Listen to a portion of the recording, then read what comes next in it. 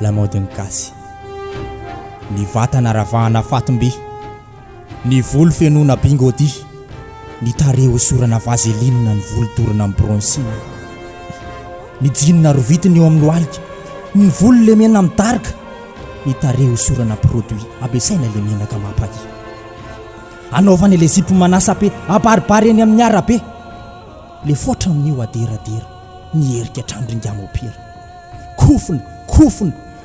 kofona be, kofony radada be, raha nahita antisipa be, nanao zipo atrena poto be, tena manify le zipo, efa mila iseho hatramin'ny silipo. Eny an-dalana eny pasitera, voaviny vavaka avy ny dera, voaviny tory teniteny ambony pilipitra, nefa vao nahita le sipa de nangala masy sady nitsiriritra.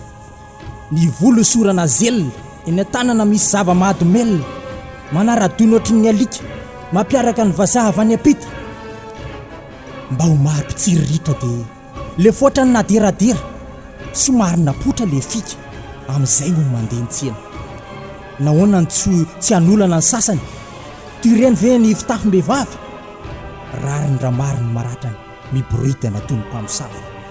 Eny tsara lalàna misy azy, maniry ohatry ny anana, ireny ka sy fakavady, fa sipa natao vinana.